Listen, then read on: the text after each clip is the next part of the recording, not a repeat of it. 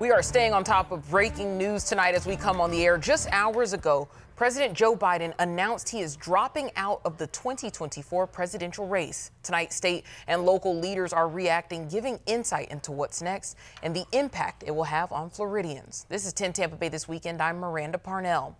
The president making it clear tonight he is now throwing his support behind Vice President Kamala Harris. As CBS's Natalie Brand explains in a letter to the nation, Biden says it is in the best interest of the country for him to not seek re-election.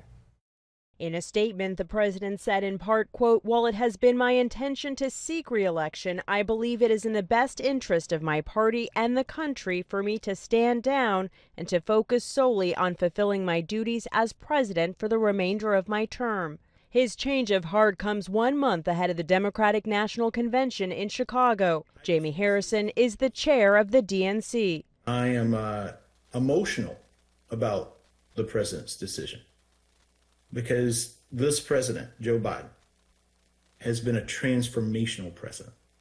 He's been a great leader.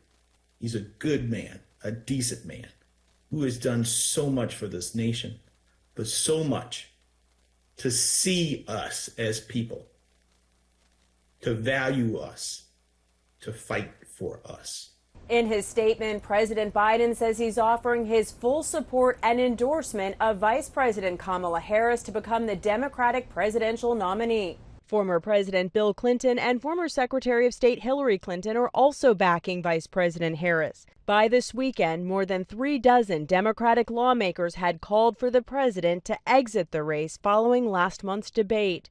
Delaware Senator Chris Coons, one of the president's closest allies and co-chair of the Biden-Harris campaign, called this a critical moment in American history. This was a very difficult decision, and one that I think reflects the very best of who Joe Biden is. The challenge of seeing this moment and of recognizing what was in the best interest of the nation was a significant challenge. I still believe he could have beaten Donald Trump, but I also know that what he's done today is in the best interests of our nation. President Biden made the decision while recovering from COVID-19 at his home in Rehoboth Beach, Delaware, where voters say they support the move. I think he made the right decision. I think it was very brave of him. I just think it's a little shocking at this stage of the game with, 13 weeks left until an election. I think that a lot of people knew there was going to be some big issues here for a long period of time. The DNC says in coming days, the party will undertake a transparent and orderly process to move forward as a united Democratic Party.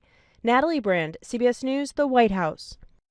In a statement, Harris said she will do everything in her power to unite the Democratic Party. Meanwhile, on Truth Social, former President Donald Trump said Biden is not fit to serve and never was. In a message to CBS News, he called Harris more liberal and less competent than Biden.